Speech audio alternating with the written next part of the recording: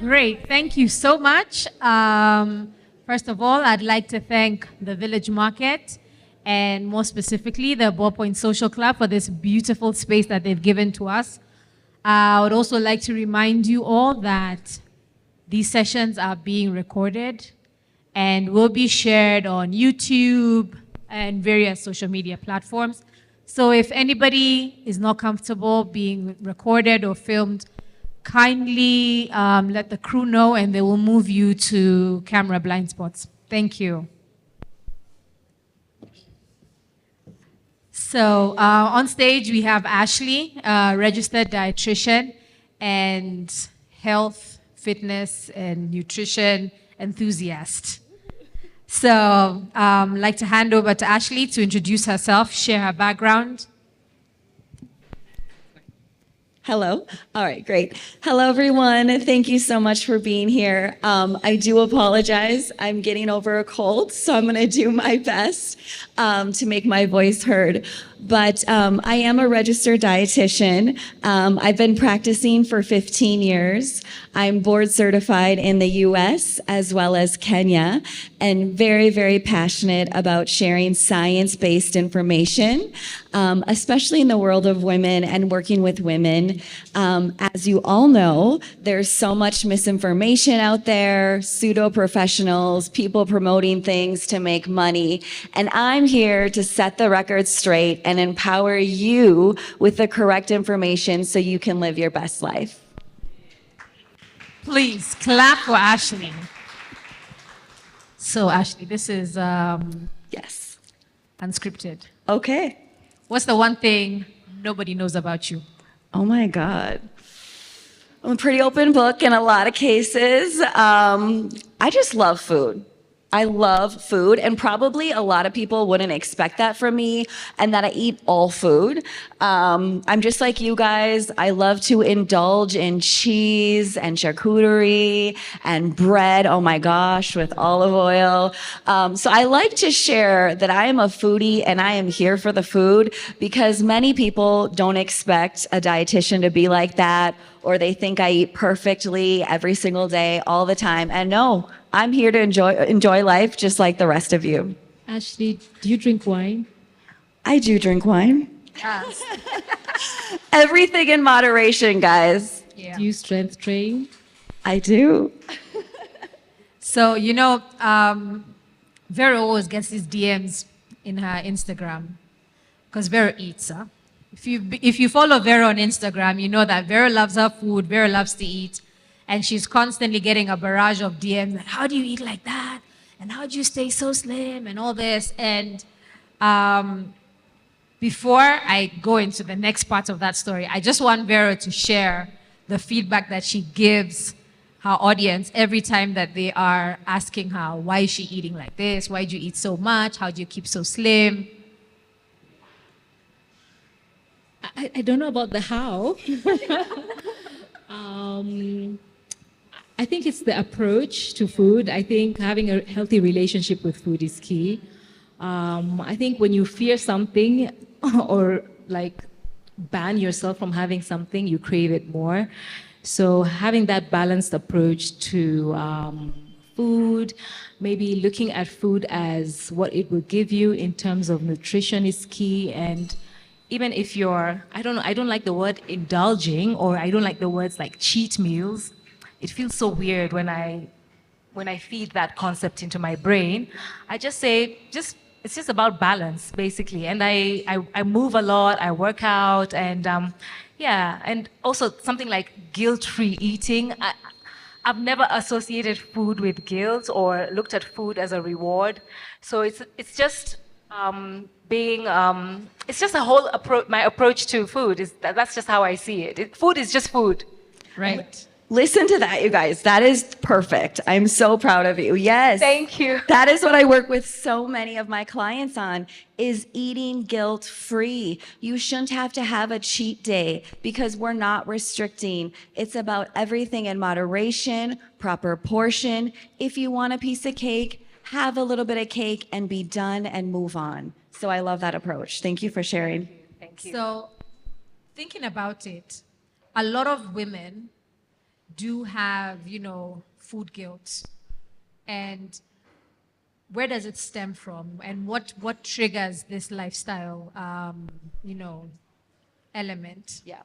So thank you for that question, because I think it's very important to spend time talking about that, because there is such a restrictive diet culture out there that makes women feel guilty for eating something we're supposed to do as humans, and then for eating certain foods, and then for eating at certain times. It's like, can you just chill and just let us eat food like the rest of you? Why do women get all these rules? Honestly.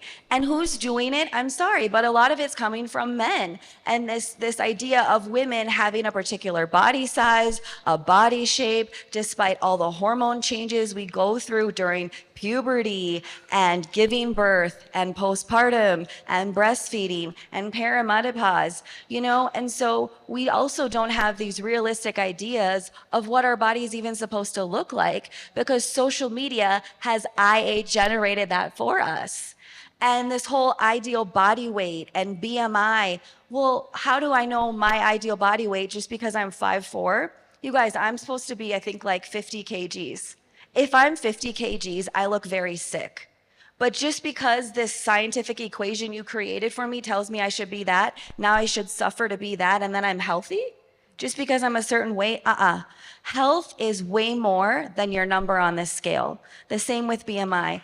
And every body has a different ideal body weight. And we need to look at your genetics, your race, your ethnicity, your background. Do you have a chronic condition? So be the best for yourself, not because society or some men or some group tell you to be something. And it's also become so much vanity of, we're eating this to get our body to be this way, not because we want our body to perform or to be healthy or to be nourished or to be energized. So we really need to switch the way we think about food. Like, why do we eat? We eat to be healthy, nourished, energized. We don't eat to look a certain body way. Okay, let's clap for her first.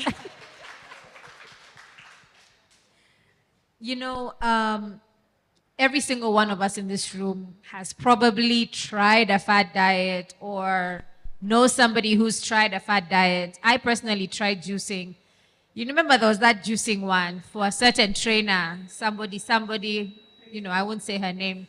And you go blending these cucumbers and then you do it for I think it's 3 weeks. You guys remember it, eh? Yeah.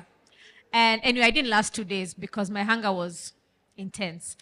So I just want to understand, Ashley, these extreme diets, first of all, what are the effects on our bodies and our metabolism? And how do we first understand what is an extreme diet and what is permissible? When you see stuff online, what's what, Yeah. right? Thank you for that. So I want to start out by defining what is a fad diet, because it's very important that we're able to recognize what that is. So when people and social media are pushing this on us, we can recognize it. So a fad diet is a quick fix. And you don't have to exercise, which when we exercise, we get most of our health benefits from. It's restricting a certain food or food category by saying grain-free, carb-free, fruit-free, whatever those things are. Red flag should go up. Quick, easy results, sounds too good to be true. Any of those things are fad diets. And the reason they are not recommended is they are not being done in the name of health. They are not being done to support our gut, to support our heart, to support our hormones. They're there to make us get some ideal body shape that doesn't even exist. And so, the risk in running all of that is we're actually ruining our metabolism. We're actually ruining our body. Our body is not going to function because we are not fueling it appropriately. If you have a beautiful brand new Range Rover, are you going to get some crappy fuel on the side of the road or just decide not to fuel it one day? Probably not. It's not going to work, right? So why is it okay to do that for our body? It's not. So basically, when we do these fad diets, we're not delivering the nutrients, we're not getting the energy, we're having all of these side effects, we're not able to show up in the way that we want to show up because we're not nourishing our body. What I always say is, nourish your body from the inside out. Do tools that restrict your intake fall under this category? For example, weight loss injections, weight loss balloon, anything, diet pills, would they also fall under that? Because a lot of people call, somebody getting a gastric sleeve. Yeah. Do those tools fall under what you've just described? So a fad diet is very specific, what I just talked about, but those are additional ways to do quick fixes and quote unquote, take the easy way out, right? And I think some of that comes from being misinformed and as a last result, because we've been given such poor advice and none of it's working. Of course not, it's poor advice. So we do these things out of desperate measures. And so those are things that I wish people didn't have to turn to because they got proper advice from the beginning. And in terms of the lifestyle, so the exercise, the proper eating, the proper sleep, things like that. And if we did that, we would get the results that we need. The other thing with those things that you mentioned is that a lot of times people don't realize the side effects of those things and that they do actually negatively impact your quality of life. I mean, Ozempic, now there's blindness as a side effect related to that. Every day there's a side effect coming out of that. The gastric sleeve or the stapling of the stomach. So now your body can't get all the food that it needs. So how are you going to get your nourishment? Or if you cut out a part of your intestine, how is your body going to extract the nutrients from that food? So we have to look at the bigger picture and not just, it's going to make me skinny and I'm sorted. Because what I've seen is these are sold as tools, to women, as to jumpstart their weight loss journey. And then once they've kicked it off, they can now continue doing things the right way. What's your take on that? Not always the case. So if you start Ozempic, you have to be on it for life or your results are not going to continue. If you get the gastric sleeve and staple your stomach, you're going to be on a restricted diet intake for the rest of your life. For example, you have to focus just on protein, you limited carbs because your stomach can only hold so much. You're going to be on supplements because your body cannot absorb the nutrients because you're missing a whole entire part of your gut. There's dumping syndrome where you basically have diarrhea and vomiting as a side effect of these things. So I know they're sold to women as these quick fixes, but we have to get the full picture. And, honestly, to do it properly, there maybe are some good candidates for this out there, right? If somebody is morbidly obese and they've truly tried things, but before you actually qualify, like in the US, to get these sort of things, you have to prove that you can lose 10 kgs first. You have to prove you can adhere to that specific diet. Whereas I know sometimes here, you can just have it done. And so we really, really need to come from a point of being informed about these choices before we make them. And I just keep going back to, just because you've lost weight, just because you're a smaller size, just because you're now in your correct BMI does not mean you're healthy. Is your blood sugar better? How's your cholesterol? How's your thyroid function? How's your gut health? How's your stools? How's your period? How's your sleep?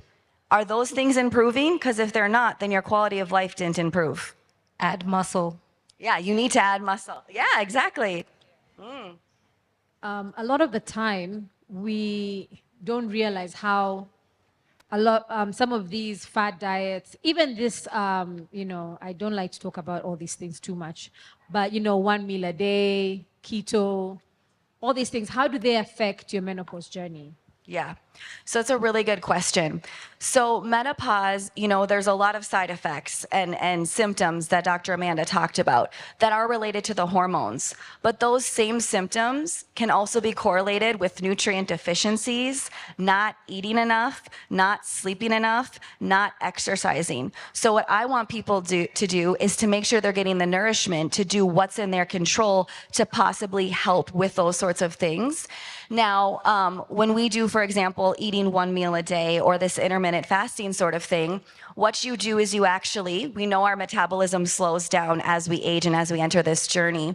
But when you go long periods of time without eating, as a survival mechanism, your brain releases a hormone called leptin, which downregulates your thyroid, which downregulates your metabolism, and says, I think we're on a stranded island.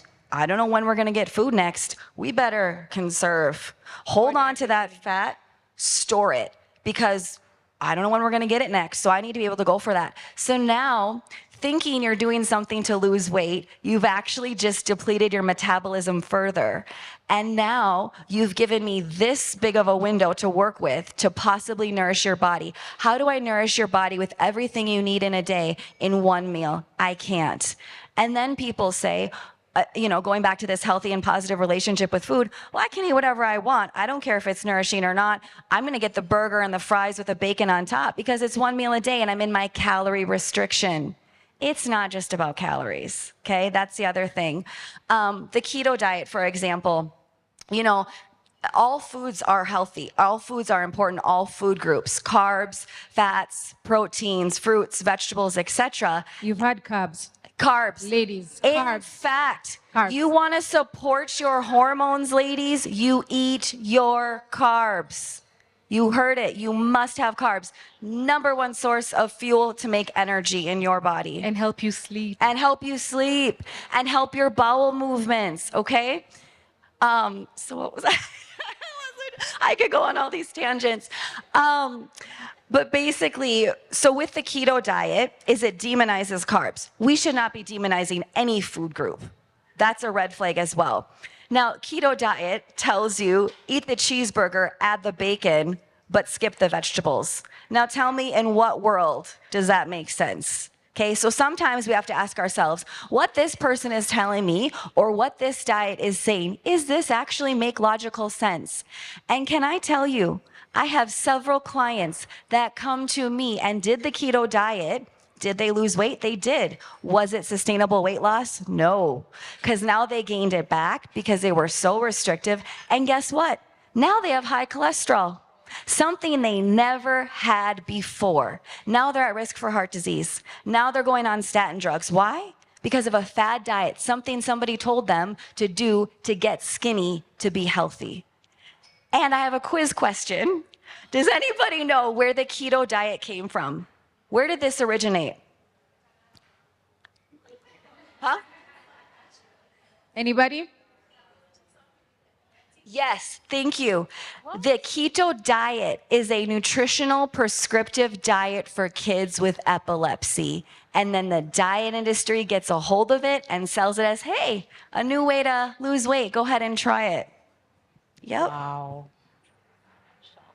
Okay, so just take a moment. Let that sink in. Wow. So, okay. I did not know this. It's taken me aback because we join all these groups and we participate in things without really understanding the history, the long-term effects that it'll have on our bodies, and just wanting to be that skinny bee and not really thinking about, what does this mean for me at my age right now? A lot of these things we did in our 20s are not sustainable. I remember there's a time Beyonce was sharing her pre-concert diet, which had something to do with cayenne pepper and water and lemon juice. You guys remember? Yes. I mean, how sustainable is that? Kim K, prior to wearing Marilyn Monroe's dress, you remember she shared some crazy diet as well.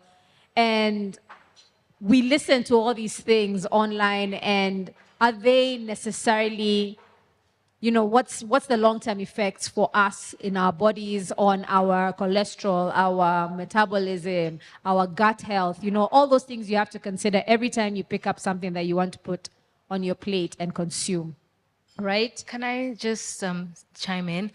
I'd like us to unpack a bit more on how generational dieting is and how it's mostly daughters, but I think also sons are impacted.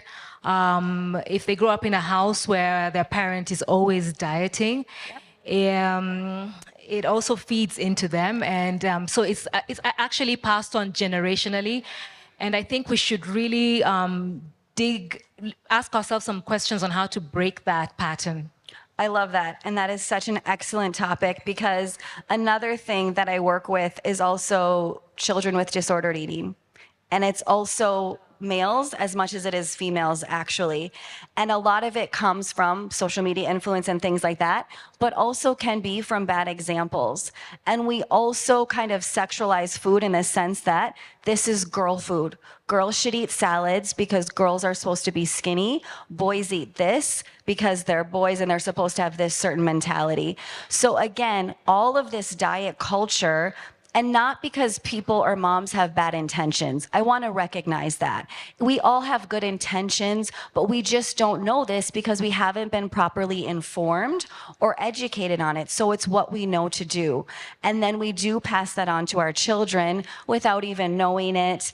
So not only are they undernourished and things like this, but the way they look at food is really harmful. You know, I really commend it. I had this 13-year-old girl this week who reached out to me and said, I want to just ask you questions and get the science base. Are carbs good? Do I need them, and why? And I was like, oh my gosh, the fact that you're recognizing this. So I do see that there is a bit of this change, but absolutely the 80s, the 90s, every day there was a new diet. There was a new food group to demonize. It was fat-free, then it's low carb. You know, now fat is back with the keto diet. How about like giving your kids food as a reward? Yeah. Does that also send a wrong messaging, or so good, as a treat? Good question. So we are not supposed to use food as a reward, and we are not supposed to say food is good or bad. Food is neutral.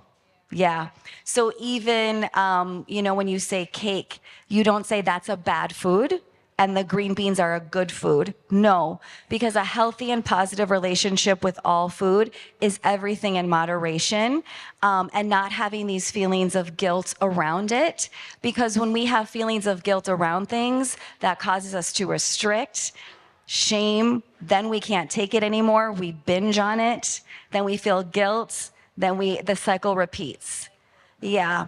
And so what we can do, I mean, I'm a mom of 3 boys. And so, you know, I really try to show them, you know, moms, I work out to be strong. I eat all these foods too. You know, moms don't eat special foods. Girls don't eat special foods. We all eat together, you know, so it is something to be said about really helping to empower our children to know what a healthy and positive relationship with food is.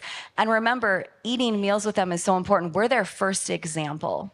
Yeah, because if we give ourselves permission to eat, Yes. they see that. Exactly. Yeah. And Exactly. then learning. Exactly. And learning and just removing a lot of those biases that were placed on us growing up through TV, older aunties, sisters. Yep. Okay, so when it comes to menopausal symptoms, right, and nutrition, from my own experience, I still am. I used to sustain my energy with lots of sugar. Yes. Yeah, like all day long, and also sustain it at night with lots of wine. Yeah. So, I read, or I realized as well from using myself as an experiment, at first when I cut out sugar, it was really, really hard to keep up throughout the day. But the more my body got used to that, the less sugar I had, the more energy I had. And Yes. yeah, it's like that doesn't.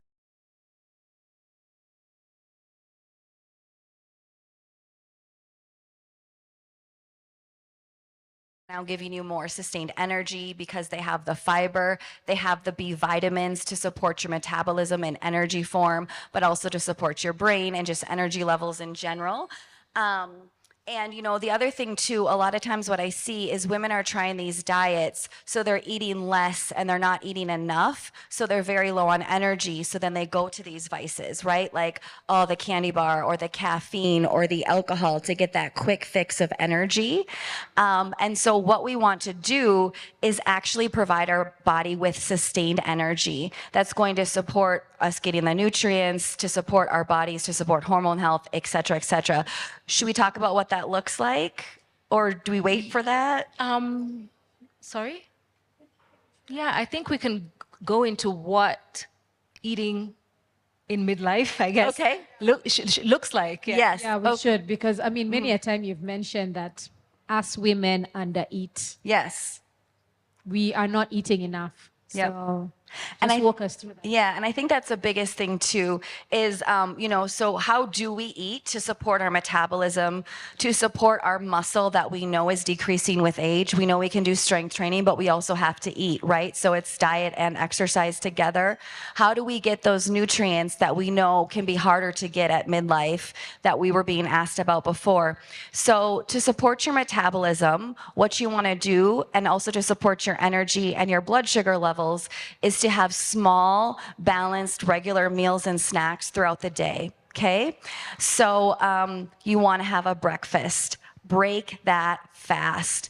The sooner you break that fast, you start your metabolism for the day, you set yourself up to have an energized day. And what I mean by a balanced plate is you have your protein, your carb, your fruit, your vegetable. Can everybody envision a normal size plate? Fruit, vegetable, carb, protein. So would it be helpful if I went through some examples and gave some typical Kenyan meals? Let's just do a Kenyan meal here. So what I would want you to get, if you're gonna maintain weight, be healthy, get all your nourishment, okay? So now you're gonna understand when I say people are under eating, this is what I mean. I want you to have 2 to 3 eggs, okay, for your protein. 1 egg is 5 grams of protein. I need you to get 20 to 30 at every meal. Do you see how you're just under eating on the protein? Yeah. Then for your grain, I want you to have a slice of like brown bread. Okay, that would be good, or a fist of oats, or a fist of duma, or a fist of sweet potato, or a fist of cassava. Okay, that's my starch, my protein, and in the portions. Then I want you to have some greens, or maybe some kachumbari, or maybe some spinach in your eggs. And then I want you to have a fist of like cut up mango. That is your balanced breakfast. Does that make sense? Sounds like a lot, Seems huh? like a lot, right? But now you're getting all your nourishment. You're getting your good carbs to balance your blood sugars. You're getting fiber for gut health. You're getting electrolytes in your fruits and vegetables. You're getting potassium. You're getting your protein. Then you're going to cook with healthy fats with your eggs. So then you're going to get those anti-inflammatory benefits. So you see, this is how you're going to work with food first. Supplements come later. Whatever we can't get with our food, then we take the supplements. It's also more affordable that way, and it's what our bodies are used to. That's at like 7, okay? Then at like 10, tea time, yeah? I want you to have a fruit and a handful of nuts. Again, healthy fats, protein, fiber, and then a good carb, okay? Then lunchtime, 1:30. I want you to have some rice, a fist of rice. Brown rice would be ideal. Then I want you to have a fist and a half of beans or lentils. Then I want you to have cabbage, a third of an avocado, and a dollop or 2 of Greek yogurt. Why I'm saying that is because there's not enough protein in your beans and lentils. If you had meat, yes. And not that I'm opposed to vegetarian diets, it's just facts. There's not as much protein density in vegetarian, so you just have to be more mindful of that, okay? Then afternoon tea time, 4, I want you to have a Greek yogurt with some fruit in it, okay? Now dinner time, I want you to have some ugali, a fist. And I'm talking the ushago ugali. You know what I mean? Where you take the real corn and you take to the posh meal. So now I'm getting the whole corn, not just the refined. Yeah, exactly. Then I have ugali. Then I'm gonna have my skuma. I'm gonna have some lean beef. okay? Not all this mafuta, and we're not gonna fry it with more mafuta, okay? And we're gonna have about 100 grams of that. And then we're gonna have watermelon for dessert, okay? Then, if you wanna have a bedtime snack, guess what? You're allowed. It's not gonna make you gain weight. It's not gonna hurt your metabolism. And in fact, you'll sleep better. And can I tell you a secret? The best way to wake up with better blood sugars is to have a bedtime snack. That is the trick. But you have to have good protein. So like a Greek yogurt would be good, fruit and nuts. And there's your day. That is what I recommend. Ashley, I leave the house anywhere between 5:30 and 6 to go to the gym, right? And before I leave, I'll have like small coffee and a banana. Is that sufficient? So that's before the gym? Yeah, pre-workout. Good. Add peanut butter. I'm sorry? Add peanut butter. I do that. I do peanut butter or, or I do an apple, half an apple, some peanut butter. And coffee. But yeah, and just a little bit of coffee. Perfect. Is that fine? That's great. And you bring up a really good point. We must eat before we work out. So many people get up and they're like, it's too early. I just need to go to the gym.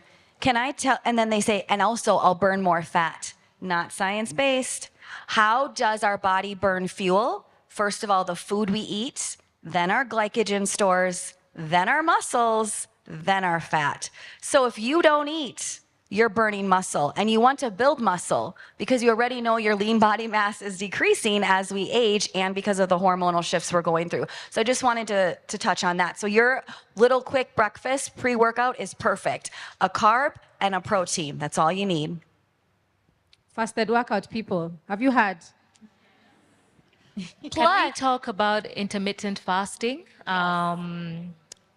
I've received some comments from some community members, and they say they have PCOS and intermittent fasting helps them. How does it help them? I'd want to know, like, what has Insulin improved? resistance, so it increases their sensitivity. Like, they know that because of a I've blood heard that test? as well. Sorry? I've heard that as well. You have her? Okay. I'm just curious, like, where they're getting that, because when we look at PCOS, if somebody, and I also have PCOS, by the way, if somebody comes to me with that, the diet that we put them on is a carb-controlled diet, because that is how we regulate our blood sugar levels, keep them consistent, and keep our insulin levels consistent. So by doing intermittent fasting, you're actually stressing your body. So like when you have carbs, you eat the carb and you get the protein. And when you have the protein with it, you get less of a spike and less of a dip. Now, if you're intermittent fasting, what my body is going to rely on for energy is my glycogen stores in my liver. So it's going to break that down and release pure glucose, pure sugar. So now I'm going to get a big spike in my blood sugar because I don't have the protein there to support it. So that actually is like counterintuitive to what we would want to do. And also with PCOS, we need to make sure that we're very well nourished and managing our weight and supporting our workouts, because many times with PCOS, it's about body composition change, getting more muscle, reducing the fat. So how can we have proper workouts and exercise and support that if we're not eating appropriately? So it's more about that carb-controlled diet and getting proper nourishment to support our body as we're in this already stressed state. PCOS, obviously, whenever we have a condition or disease, our body's in a stressed state. And by not eating, we are stressing our body even more. They're here, they've heard that. Yeah? Maybe now we could take a few questions.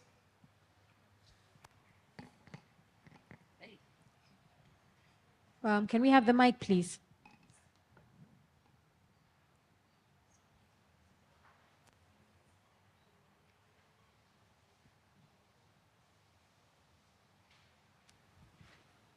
As they're getting the mic, I just wanted to share too, you know, a lot of times we're going to see studies that come out, and a lot of times parts are cherry picked or titles or headlines. And so I want us to always ask ourselves, how many people were in this study? How long was this study done for? How long did those results last for?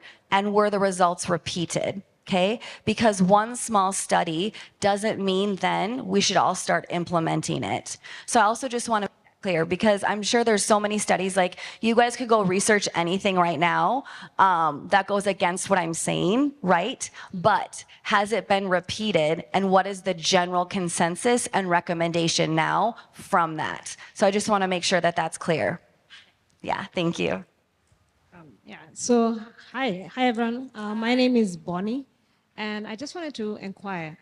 After you say in the evening, have like your meal and then have the dessert, like a watermelon. The snack? Oh, sorry. The watermelon. Yeah. So I heard from a friend of mine that you're meant to have the fruit on an empty stomach, and then you know where I'm going. Yes. So I get this question in every single audience. So I know this is out there. So A Kenyan thing, or is it global? I think it's Kenyan. Yeah? If I'm being honest. Yes. So what I would like to say is I would highly recommend you eat the fruit with that meal. Here's why. So for instance, if we were having the ugali with the meat, that vitamin C in the watermelon is helping you to absorb the iron in your meat more effectively and efficiently. The other thing is that when you have fruit alone, you get a bigger blood sugar spike as opposed to when you have it with protein, like as a part of that meal. So those would be the benefits of having fruit a part of that meal. When you say part of the meal, the only thing that comes to my head is that wedding plate. You know, so is that the same thing you're thinking? So maybe, okay, so when you say part of the meal, is it, you know, you eat your food, then finish off with a sweet fruit? Or do you have it on the wedding plate all together with the fruit? So it's the idea that you're eating it within the same meal or within the same eating occasion. Okay. Yeah, that's a good question. But if somebody has really unregulated diabetes and they're really struggling, then I would first of all have them eat their protein, their vegetable, and then their carbs and fruit last. Yeah, but for the average person, eating it like all together, however you prefer. So don't judge the wedding plate. Yeah, good example. And they're balanced. Maybe too big in portions, though. Yes, let's watch the portions. Hi. Hi. My name is Tali, and I have 3 questions, one for Vero and 2 for That you. mic Ashley. is not, I can't hear you. Can't hear? Okay. So Vero, let's address the drinking issue. So I admire the fact that you quit, but did you quit like cold turkey? You woke up and said, I'm done? Or was it gradual? Or do you sometimes, wine kidogo? Yeah. Okay, it was pretty much cold turkey. And the reason I did it that way was because it was really affecting the quality of my life and of my days. And I just did not want to live the rest of a third of my life feeling like that every day because I've gone out drinking or I'm having some wine. Like 2 glasses of wine would make me feel terrible the next day. And then I also noticed that it would cause also breast sensitivity as well, a lot of bloating, and my workouts, my gains were being affected. So yeah, so it was pretty much cold turkey. And no, I don't imbibe at all. Once it's out of your system, it's out of your head, it's out of your mind, you really don't think about it. Yeah, you just celebrate each great day you have. And the Socially, I'll drink sparkling water or kombucha or still water. Okay. Yeah. Okay, But she doesn't great, like to thank go out much anymore. I go on dates. And No, Kina, Nani, your friends, do you have that problem? Like the problem is the people around, social support or lack of social support. No, in making my such a friends when I was drinking are still my same friends today. Okay, So they're real ones. Okay, great. Okay, so Ashley, somebody mentioned the juicing. Okay, there's the fad diet juicing, and then there's the juicing that people do not because that's the only thing you're going to eat the whole day, but sort of like in the morning, maybe a green juice or a shot of anti-inflammatory. Is that a thing? Does it help? And then lastly, seed cycling. Is that a thing? Does it affect the hormonal balance and imbalance in any way, or it's just another fad on Instagram? Thank you. Yeah, so good questions. So my first question is, when you're doing this juice, is that like then just your breakfast, or like it's part of your breakfast?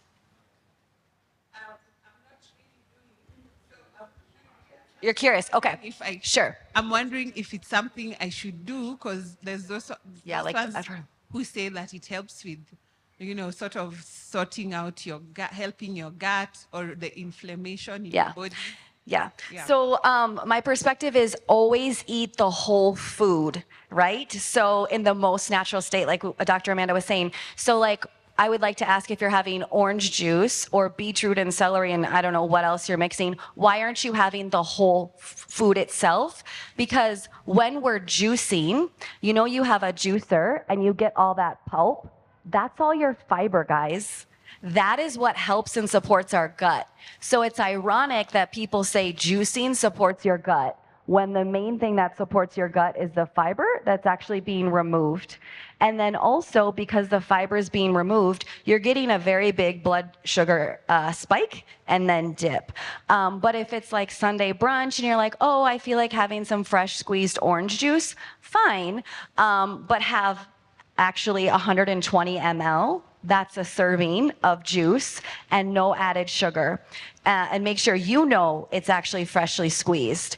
But what I would recommend is a smoothie over juicing, because when you do a smoothie, you're putting in the whole fruit, including the fiber.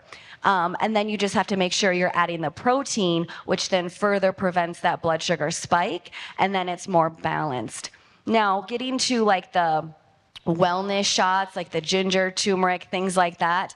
They're a small thing. I don't have an issue with it. But I wonder if it gives the benefits that people say that it does. I'd rather we, cook with those things, eat those sorts of things, make those a part of our everyday diet. How much are you really getting from this much? Right? But I'm not saying that they're bad. I would just have them be a part of a meal, if that makes sense. She asked about seed cycling. Oh, seed cycling. Yeah, my other question. Perfect. So seed cycling, so there isn't any hard evidence-based nutrition, evidence-based science and research to fully support it and say, yes, this is 100% effective, but it's also not bad. If you want to eat these seeds and these heart-healthy fats, go for it. That's awesome. But I don't think you have to be so rigid, and I'm on my luteal phase, so I'm going to do the sunflower seeds or whatever it is. I would just say make sure that you're eating nuts and seeds as a part of a balanced and healthy diet. If you feel better, awesome. But just know that there's not hard evidence to yet support it. I'll just add on to that, even with workout cycling, I was almost taken by that fad. It doesn't work. Just listen to your body. Yeah. Hi, my name is Christine. I have 2 questions for you. What is the role of ketosis in losing weight and maintaining weight? And the second question is there any scientific evidence of adding collagen into your drinks? Good question. So ketosis in weight loss and things like this, ketosis is actually something that happens in a state of starvation and actually dehydration. So if you are actually in ketosis, you also have to be dehydrated. And people don't realize this. So to say I'm going to put my body in ketosis to lose weight and to manage weight is actually going from a thriving state to a surviving state and to an adapted state. And when we're adapted and surviving, we're not thriving. And so I would not recommend that. It's also not going to support your metabolism, right? Because if you're in an adapted state, your body is now stressed. It's not getting what it needs. It doesn't have the substrates of carbohydrates to make energy, which is how your body was made to make energy. It's now having to use ketones to make the energy. energy. So I hope that answers your question. And then, sorry, your other question. Collagen, is there scientific evidence? So there is growing scientific evidence that collagen, so our collagen does decrease as we age, and so we need to support that from within, so through proper nutrition. And so, you know, doing things like bone broth, because we're getting the natural collagen from the bones, but you have to recognize that bone broth is different than bones, or that different than stock. The broth has to be boiled and the bones have to be boiled for 24 hours to get all that collagen out. So if you have proper bone broth, it should be very gelatinous and fatty, and that's the collagen that can then support you. So there's a lot of new research and emerging research saying that yes, it is helpful and it is supportive in so many things with with joints, with skin, with hair, with all of these sorts of things. But we have to make sure that we're getting it from a proper source. So there's many different types of collagen out there. There's marine collagen that comes from fish bones. There's bovine that comes from beef. There's also vegan or vegetarian versions of things. And the most evidence-based ones that support you are gonna come from bovine, and specifically 3. Like bovine 3. So that's what you want to look for in some of your supplements. So again, it's not just, oh yeah, collagen's awesome, just go buy some. There's a lot of intricacies to look at and to be aware of. But again, I always say food first. So I'd rather you do like bone broth, you know, even making your own, you know, taking vitamin C, getting a lot of these things that are going to support your body's natural collagen production. On collagen, there was a question asked in the community about marine collagen, and you said you're not very well versed with that, but we do have somebody going to introduce or tell us about marine collagen later, so we'll all learn together. Okay, yeah. Perfect. Awesome, thank you. Okay, hi. We'll take two more questions, yeah? All right, I'm Purity, and thanks for your presentation. So 3 questions. One is, you said when you're doing the meals, you remember when you talked about lunch, you talked about beans, and you add something to eat to make the protein fuller. I didn't get what that was. Yogurt or maziwa lala. Okay. Yeah. All right. Or you could do nuts, you could do seeds. Okay. Meat if you want. Yeah, I was trying to give a vegetarian option. Yes. All right. Then the other thing I wanted to ask is, there's this thing of you don't need to eat the 3 meals a day. You need to eat when you're hungry. Probably you can comment on that. Yes. And the other thing I'd like you to comment on is there's this new medicine, or I don't know what I'd call it, where you go, your body's scanned, and they get to tell you have a deficiency in different things, and then they give you the pills to help you with the deficiency. I'd like to hear your comments on that, because there are pills for everything, collagen, all those things. Sure. So we have Kina Greenwald, we have we have Suma, all that. So please. Perfect. Okay, thank you for your questions. So yes, we should listen to our bodies when they're hungry. However, what I find with women is that we are chronically under eating. And so we have gotten our body used to not eating. So we actually slow down our metabolism, and our body actually doesn't send the hunger cues. So we actually need to retrain our body to actually send those hunger cues again. So if you're eating a balanced diet and a balanced, you know, meals and snacks regularly, and then there's a day where you're like, I'm just not feeling it, that's normal and that's okay, and you should listen to your body. But this idea that I never eat lunch because I'm never hungry, that would need to be looked at, because then I think, you know, we need to look at the hunger cues and getting those things to work again, and looking at your metabolism and how it's adapted. Because again, if your body gets used to not eating, it's just going to stop sending out those hunger cues. Sorry, and the other question, I only can do one at a time. Did you have another? Oh yeah, the body scan. So there's a lot of things out there that you can do. Now, if you're asking me, Ashley, how would you diagnose deficiencies and then recommend particular foods or supplements, I would always do a blood test. As far as I know, that's the most evidence and science-based. I stand to be corrected. We can ask Dr. Amanda, but I would always do blood tests and test for specific deficiencies.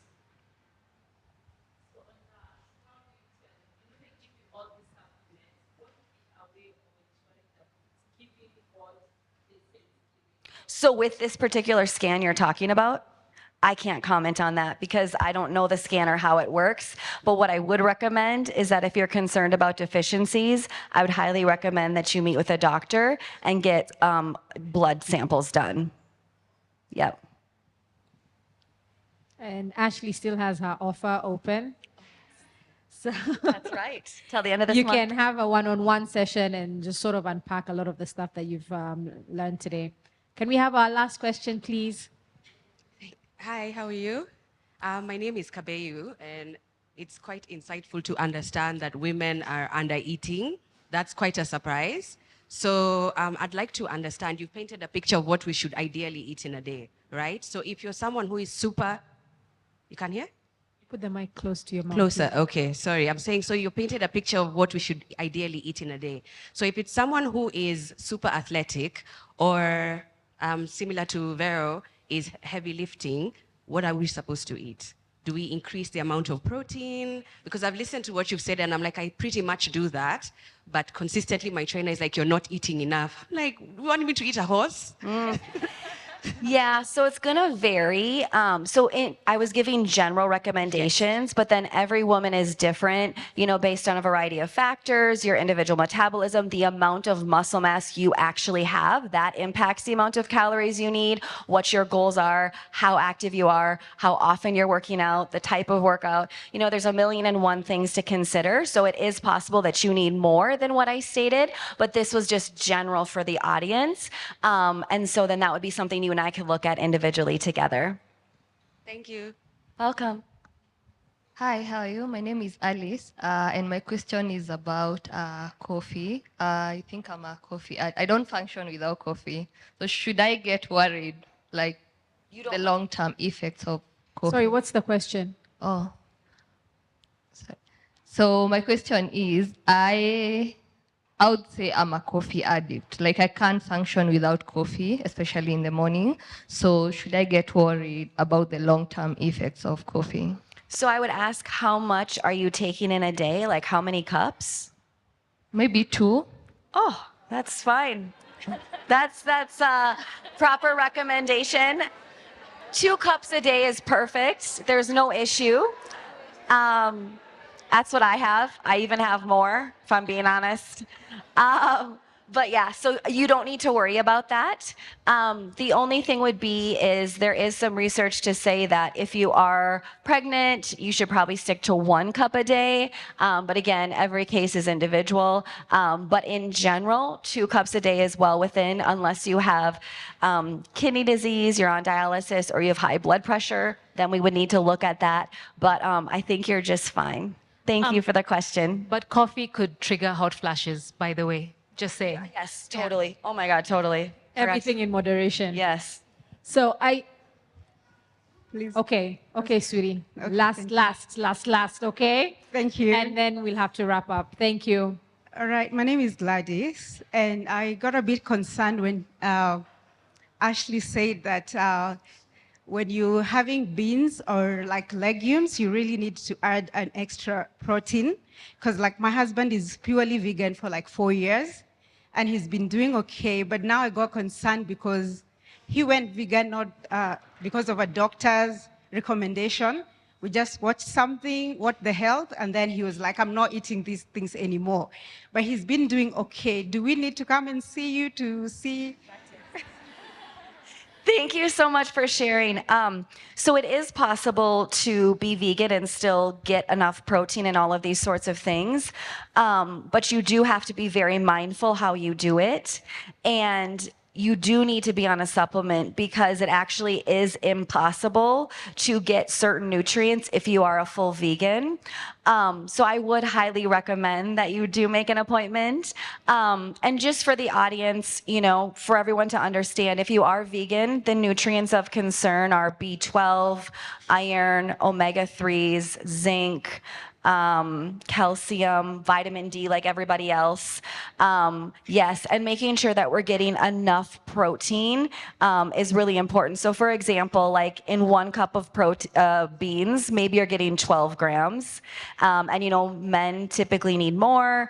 you know, at a meal. And I was already saying for women, we need 20 to 30. Yeah. So maybe just taking a look at that so you're more empowered, you know, so he's able to meet all of his nutritional goals. Okay, for the B12, he takes that on a daily. Good. But the rest, we are not really sure. Then my second question was on the intermittent fasting.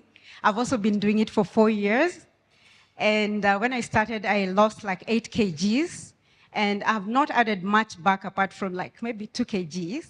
And when I fast, I don't necessarily like limit what I eat when I'm eating. I do like 18 hours and 6 hours. In the 6 hours period, I'm eating. So in the 6 hour period, I divide my meals like, maybe I'll have like my lunch and dinner in the 6 hours. So is that okay or it's too short? So as a dietitian, every eating opportunity that I have is an opportunity for me to blast your body with nutrients. That's how I always see it. So I want the optimal amount of time to give you nourishment throughout the day. So I'm happy it's working for you, but as a dietitian, I just want you to be as nourished as possible for as long as you can throughout the day. So that's what I would recommend. Can we talk about the eating window and like protein absorption? If you're looking at getting like, let's say, 30 grams of, let's say 120 or 100 grams a day, is it really possible to absorb that much protein in that window? Amazing question. So your body can only absorb 25 to 35 grams of protein at each meal. So the answer is no. And that is, I don't care what supplement somebody tells you to take, that is how the human body works. Like there is literally a gastrointestinal absorption rate of protein that cannot be changed. So you're right. So it's very hard for protein. Just one example, you can't get 120. And plus, if you're getting 120 in 6 hours, you're gonna be so full because it has a very, you know, fulling effect, satiating effect on it. So good point. On omegas, why not 369 and why 3? I just... Good question. Yes. Okay, so omega 369.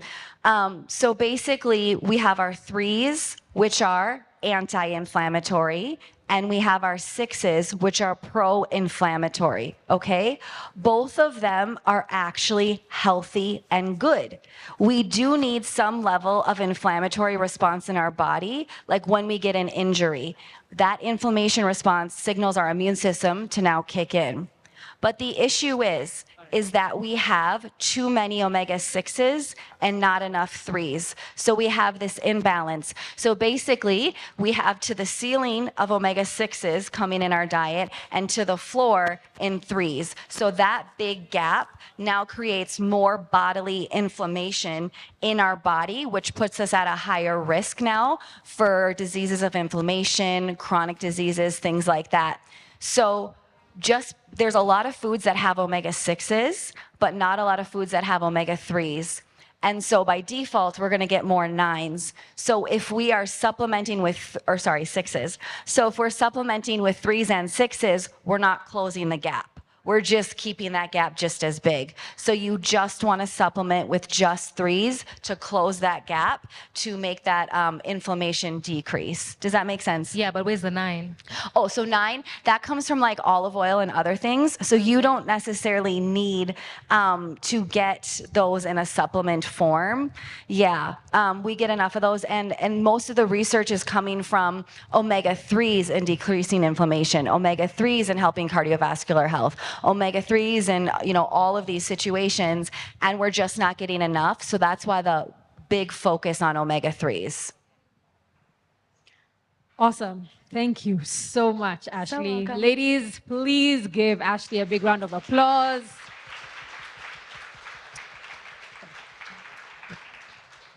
So please make sure you're eating sufficiently and don't restrict your body.